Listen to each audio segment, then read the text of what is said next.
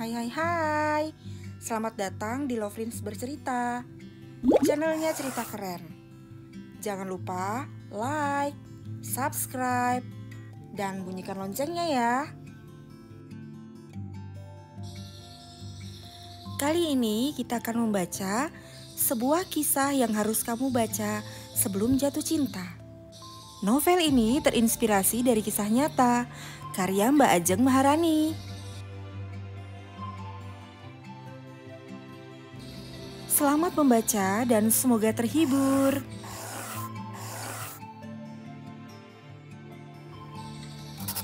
Bikin dia marah hari ini. Sebuah prolog bagian pertama. 7 bulan lalu sebelum kisah ini dimulai. Bunda, apa anak-anak sudah siap? Ayah sebentar lagi sampai. Artia meletakkan ponsel ungunya di atas meja komputer setelah membaca pesan WhatsApp itu. Ia meraih bros ros berwarna biru tua, lalu berjalan ke arah cermin, menyematkannya di kerudung segi 4 yang memanjang menutup hingga dada dan pinggang. Gamisnya berkibar perlahan, diterpa kipas angin yang berputar di ruang tengah. Anak-anak, ayah sudah mau sampai loh. Kak Palung dan Dedek Biru sudah siap? Serunya sambil melongokkan kepala ke arah kamar si sulung yang tak jauh dari tempatnya berdiri. Sudah, jawab si sulung, Palung. Remaja 13 tahun itu tengah asik membaca komik Doraemon di atas pembaringan. Ia duduk bersila sambil menyandarkan punggung di dinding bercat hijau toska. Buku berukuran kecil di tangannya itu sudah nampak lusuh di beberapa bagian. Warna krim kertasnya pun mulai kecoklatan. Dedeknya gak bisa pakai ini, Bun. Si kecil biru menghambur ke arah Artia dan merengek. Tangannya terjulur. Sebuah bros ros kecil berwarna senada dengan jilbabnya diayun-ayunkan ke arah sang bunda. Sini bunda bantu, ucap Artia sambil meraih bros ukuran jempol orang dewasa itu dan menyematkan perlahan di bagian dada biru. Nah, sudah cantik. Brosnya kembaran kan sama bunda? Biru tersenyum begitu lebar, mengangguk. Sementara itu, di luar halaman rumah, sebuah Avanza merah berhenti tepat di depan pagar. Debu tanah berhamburan ketika rodanya berdecit lirih. Pagi masih belia, masih temaram dan lengang. Bau embun basah kental mengambang di sekeliling tempat itu. Lamat-lamat terdengar suara seorang pria mengaji dari speaker musala yang berada 3 blok dari rumah bercat hijau toska itu. Tuh, ayah datang, ujar Artia. Tanpa banyak bicara, Biru segera berlari keluar rumah, menyambut sang ayah. Wajah gadis 10 tahun itu berseri-seri. Artia mengulas senyum. Kerinduan yang sakral akan selalu mewarnai perjumpaan mereka berdua, ayah dan anak itu. Ayo Kak Palung, kita berangkat. Wanita berusia 38 itu mengangkat sebuah tas jinjing yang cukup padat, yang tergeletak tepat di bawah ranjang palung. Diusapnya ujung rambut si sulung yang sedikit terasa lengket karena pomade kekuningan yang wangi musnya menyengat. Wajah datar remaja itu menyambut. Apa aku boleh bawa komik? Tanyanya, melirik ke arah sang bunda. Maaf kak, ini kan acara keluarga. Jadi untuk sementara komiknya ditinggal dulu ya. Palung mengembuskan napas. Dengan rasa malas, ia meletakkan buku komik itu dan turun dari ranjang sambil meletakkan tangan kanannya di saku celana. Ia berjalan gontai keluar rumah, melihat sekilas ke arah seorang lelaki jangkung berkemeja batik biru yang tengah memeluk sang adik dan melaluinya begitu saja. Kak, salim dong sama ayah. Seru Artia yang baru saja keluar teras dan mengunci pintu pagar. Namun seruan itu hanya menjadi angin lalu. Remaja yang tengah mengenakan batik berwarna senada dengan kedua orang tuanya itu seketika membuka pintu mobil dan masuk ke dalam. Artia menghela nafas, beristighfar lirih. "Gak ada yang ketinggalan kan?" tanya lelaki jangkung itu. Artia memutar badan, menangkupkan kedua tangan di depan dada dan mengulas senyum, menyapanya. "Insya Allah sudah semua," jawabnya kemudian. Ditatapnya lelaki itu sekilas. Wajahnya nampak lelah. Sebuah lingkaran hitam menggantung samar di bawah matanya yang tajam. Lelaki itu menganggukkan kepala untuk membalas sapaan Artia. Ia pun melepaskan pelukan biru. "Yuk kita berangkat, Dek. Sekarang kita jemput Mama Erlin dulu ya." "Ayo ke rumah Mama Erlin," seru biru berbinar-binar. Mama Erlin adalah kakak tertua Galih, bude kesayangan biru. Gadis kecil itu pun melompat-lompat lirih sebelum membuka pintu mobil di bagian depan dan masuk ke dalam. Sementara itu Artia membuka pintu dan duduk di kursi bagian tengah bersama Palung, menempatkan tubuh senyaman mungkin.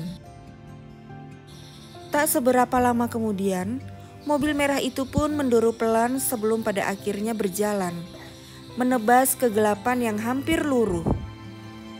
Jalanan yang dipenuhi pepohonan dan sawah yang gundul itu begitu senyap. Hanya sesekali menjumpai motor yang membawa keranjang anyaman bambu di bagian belakang.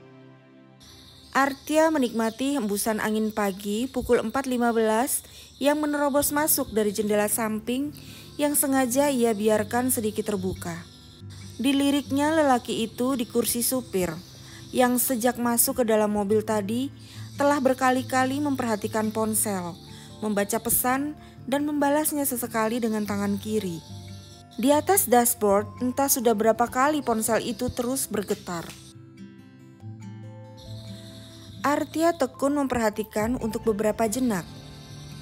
Mas Gali beneran kan sudah izin sama Hasna kalau hari ini kita barengan berangkat ke rumah Mbak Tiwi buat acara nikahannya Zahra?" tanyanya dengan gamang, was-was. Lelaki itu terdiam, bergeming. Bahasa tubuhnya yang canggung terlihat begitu nyata. Tanpa banyak bertanya lagi, Artia tahu kegelisahannya itu telah terjawab. "Aku gak mau tahu, pokoknya Mas harus bikin dia marah hari ini." Suara seorang wanita muda dari ponsel Gali yang sengaja di loudspeaker itu membuat Artia terhenyak dengan mata berkesap-kesip. Kedua alisnya mengerut, mencoba mencerna kalimat tak masuk akal yang keluar dari bibir wanita 22 tahun itu. "Terus manfaatnya apa?" tanya Galih dengan nada bicara yang tenang dan datar. Bola matanya melirik ke arah Artia sambil menarik bibir ke kedua sisi, seolah tengah mencibir kekasihnya sendiri yang sudah mulai kehilangan kewarasan. "Ya biar dia marah, dia sudah membuatku marah kok, dia juga harus merasakan hal yang sama dong." "Lah, alasanku buat dia marah itu apa?" "Ya gak tahu, cari saja sendiri. Mas kan yang pernah hidup sama dia bertahun-tahun." Gali menghela napas panjang. Raut jengkel di wajahnya mulai muncul. "Ya sudah, nanti aku pikirkan cara bikin dia marah," ujar Gali pada akhirnya menjawab desakan kekasihnya di ponsel. Nada bicara lelaki 35 tahun itu mulai malas.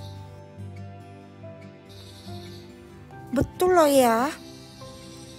"Iya, sekarang coba sana jalan-jalan, ke mall mungkin, belanja baju baru, biar tenang lagi.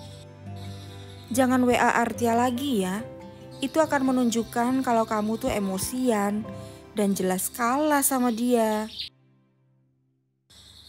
Galih tak lagi melirik Artia sekarang. Pandangan matanya lurus menghunjam ke arah pohon-pohon palem yang sedikit bergoyang diterpa angin pukul 11 siang. Suara gending Jawa yang tadi bertalu-talu kini mulai terdengar pelan. Tamu-tamu datang dan pergi. Siang semakin menyengat, semakin membakar tempat itu. Gak peduli, yang penting dia sudah baca omelanku di WA. Biar gak seenaknya ganjen sama kamu. Artia menghela napas. Apa yang wanita muda lakukan itu masih sama saja. Drama queen. Itu yang sering Galih sebut setiap kali menyebutnya. Artia berpikir, seandainya si drama queen itu tahu bahwa chat penuh omelan yang baru saja dikirimkan itu tidak dibaca oleh Artia, tetapi justru oleh Galih, pasti drama queen itu merasa lebih terhina. Lelaki itu bahkan menyarankan Artia agar menghapus chatnya. Gak penting bun, dia cuma ngomel, gak usah dibaca, hapus saja. Demikian ujar Galih dan Artia menyetujuinya. Lamat, wanita itu merasa kasihan pada Hasna. Dipandanginya Galih yang berdiri 2 meter di hadapannya kini. Lelaki itu telah mematikan loudspeaker ponselnya, tetapi terlihat jelas ia masih merayu sang kekasih agar tenang. Artia bisa membayangkan betapa sakitnya hati wanita muda yang tengah berada puluhan kilometer dari tempat mereka berada saat ini. Sebelum hari ini datang, Artia sudah mengingatkan Galih agar memberitahu yang sebenarnya. Tetapi lelaki itu masih saja takut berkata jujur. Padahal sebuah hubungan yang tidak dilandasi kejujuran suatu saat akan menjadi monster yang mampu melahap segalanya. Mimpi, obsesi, cinta pada makhluk yang terlalu digadang-gadang. Maaf ya, sudah bikin bunda gak nyaman hari ini gara-gara Hasna, ujar Galih. Lelaki itu mendekati Artia dan duduk di sampingnya, terpisah satu kursi kosong. Diteguknya segelas air mineral dari atas meja hingga habis. Matanya gusar menyambar sekeliling. Seharusnya Mas jujur sama Hasna kalau kita berangkat sama-sama. Kalau aku bilang yang sebenarnya, dia bakal gondok lagi, bakal cari gara-gara lagi. Entah nangis, entah gak mau makan. Pasti ada saja kelakuannya biar bikin aku gak datang ke acara mantunya Mbak Tiwi. Dia tuh gak bakal bisa ngerti, walaupun ku katakan kalau gak cuman bunda dan anak-anak di dalam mobil, tapi ada keluarga Mbak Erlin juga. Artia terdiam. Ia tahu lelaki di sampingnya itu tengah kesal. Hidup bersama selama 8 tahun membuat Artia memahami betul perangai lelaki itu.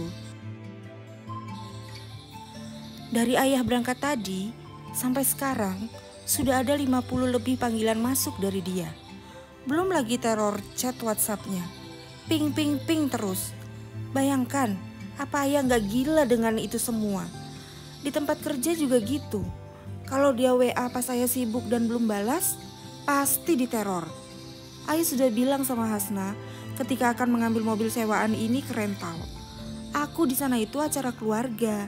Mbak Tiwi nikahin anaknya. Masa aku gak boleh berkumpul sama keluargaku? Masa aku ini hanya sama kamu terus gitu? Sudah pasti Artia dan anak-anak ada. Wong Artia dan anak-anak itu sudah menjadi keluarga mereka sejak lama. Kamu gak bisa melarang itu. Dianya makin cemberut aja. Susah. Sudah, sabar. Dia kan masih muda. Masih butuh bimbingan. Tapi ya gak keterlaluan seperti ini bun. Capek ayah lama-lama. Dia itu maunya ayah ini terikat hanya sama dia aja. Galih kalap. Dilahapnya camilan sus coklat di dalam toples kaca hingga hampir habis. Untuk sejenak keduanya terdiam, menekuni perasaan mereka masing-masing. Lalu salah satu sepupu Galih menghampiri mereka. Ia bercakap sejenak dengan Galih dan mengajak lelaki itu ke pelaminan untuk berfoto. Artia mengamati punggung lelah seorang lelaki menjauh. Perasaannya campur aduk, berputar cepat seperti gemuruh di dalam gelas mixer. Gending Jawa terus mengumandang. Tamu-tamu masih juga datang dan pergi. Keceriaan menguar. Artia meraih ponsel, membuka aplikasi WhatsApp. Dilihatnya status wanita muda itu yang terposting 10 menit lalu. Background merah darah dan umpatan khas Surabaya terketik panjang penuh kemarahan. Jantit, dasar janda gatal. Dasar tante-tante kurang perhatian. Astagfirullahalazim. Astagfirullahalazim. Desis lirih Artia, berusaha meredakan ombak laut di dadanya. Sesungguhnya, tidak ada sesuatu apapun yang paling berat di timbangan kebaikan seorang mukmin pada hari kiamat seperti akhlak yang mulia dan sungguh-sungguh benar-benar Allah benci dengan orang yang lisannya kotor dan kasar. Hadis riwayat At-Tirmidzi. Bagaimanakah kiranya Artia harus bersikap menghadapi wanita muda yang nyata-nyata telah merobek-robek hatinya sedemikian rupa?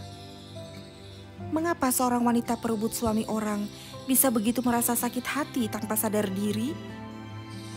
Jangan lewatkan episode selanjutnya.